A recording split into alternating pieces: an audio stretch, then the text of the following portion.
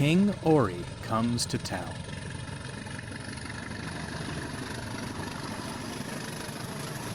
Edith the electric engine was exhausted.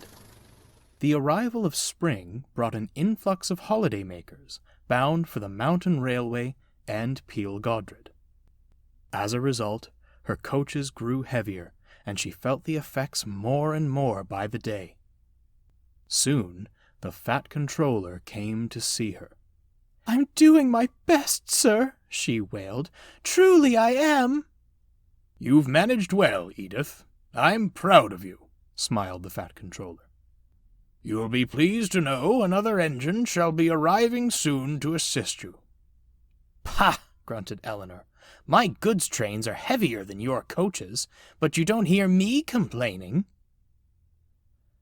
"I wasn't aware you were struggling, Eleanor," the fat controller gasped incredulously. "Perhaps a bigger engine—" "I never said I couldn't handle it, sir," Eleanor replied hastily. "Ah, good," the fat controller smiled, winking at Edith. "That's settled, then." He strode away, leaving Edith giggling and Eleanor grumbling. The new engine arrived some days later. He was long and sleek, with shining brown paint and a curved roof. As the crew readied him, he glared at his pantographs. "Unsightly rubbish," he muttered. "Why, oh why couldn't I utilize third rail like my brothers?" "You're so unstable you need a third rail?" Eleanor called from the shed. "It's how they collect their power," the engine replied snidely. "And it's much more pleasing to the eye than this riff-raff. I look no different from a coat on a hanger, unbecoming for an engine with such a regal name as King Orry." "Power is no problem. We get on just fine with our overhead wires," Edith smiled reassuringly. "Yes," King Orry sneered. "That's why I'm here, because you're getting on just fine. Perhaps you wouldn't struggle if you had a proper power supply." He buzzed away, leaving the usually unbothered Edith brooding. King Orry's maiden run was hardly electrifying. He hurried along, swaying and scowling. His coaches had an awful time. When they reached Kirkmatchin, the passengers eagerly alighted to Wilfred's train. A newspaper stand was on the platform, and the shopkeeper was hollering headlines to attract attention. But he didn't bank on King Orry's. "Must you be so loud? I have a terrible ache in my generator already from these wretched things," he moaned, motioning to his pantographs. The shopkeeper gave an unsympathetic look and continued his bid for sales. Wilfred couldn't help but laugh. "Not interested in current affairs, are we?" "He's got the wrong headlines," King Orry frowned. "My first day on this line, and little fanfare to show for it." It was then that he noticed Wilfred's track. "What a nerve! Runty little engines like you can have a third rail, but I'm stuck with this?" he rumbled, glaring once more at the overhead wires. "This is a rack rail," Wilfred retorted, "and we need it to climb the mountain.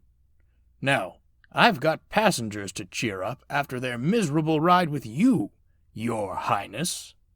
Wilfred puffed off, smirking as his whistle made King Orry wince.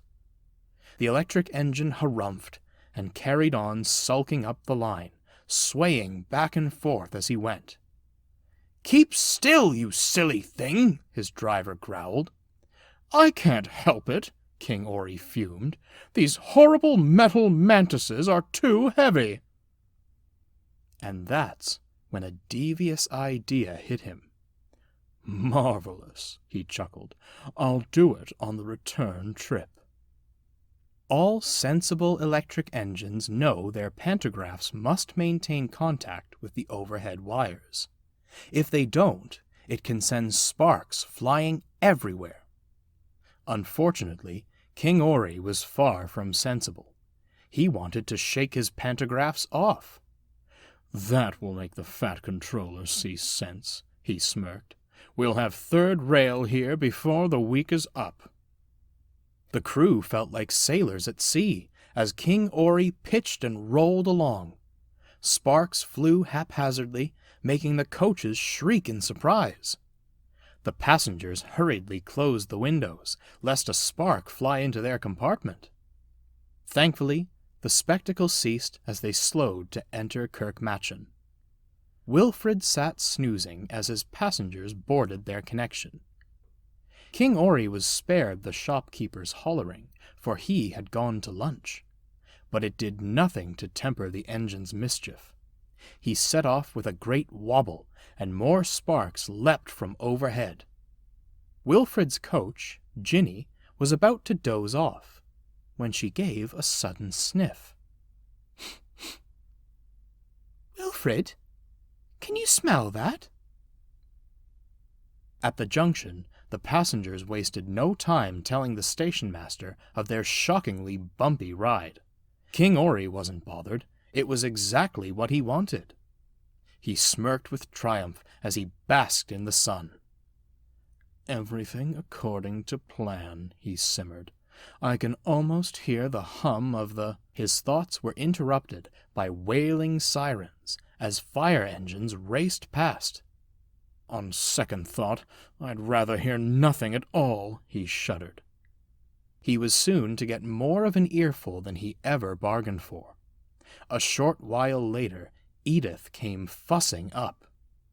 "If you meant to deter passengers from coming, you could do it without burning the mountain railway to the ground, you know." "I beg your pardon?" "You heard me. Poor Wilfred and Ginny nearly went poof because of a certain bright spark, and the shopkeeper's stand has been reduced to ashes. Say what you will about our wires, but I won't let you bring harm to my friends or my line." Edith stormed away, leaving King Orry speechless. But there was worse to come that evening. "Trying to get a message across, were you, King Orry?" Well, sir, you see—" "I see quite clearly," interrupted the fat controller. "I've seen a great number of passenger complaints. I've seen demands for compensation from a disgruntled shopkeeper.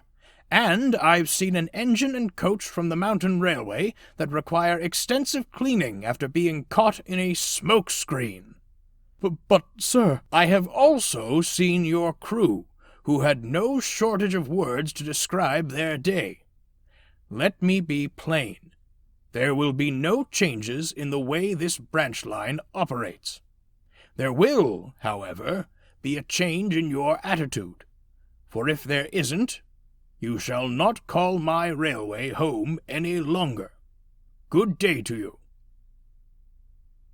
There was a heavy silence, but no silence ever lasted with Eleanor around. "Dear me, Edith, have you ever known an engine to have such an aversion to the papers? Driver said it was full of fluff nowadays. I suppose it sparked something in His Majesty." "Passengers need their papers, Eleanor, but at least they won't be subjected to tales of his foolishness," Edith replied, uncharacteristically cold. Slightly unnerved, Eleanor thought it best to say no more.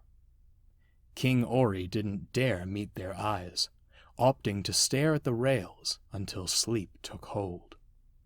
He woke next morning to the sound of workmen chuckling. As he rolled past, he spotted the unflattering headline of that morning's Peel Godred Post. "King Orry comes to town. Electric engine leaves burning impression."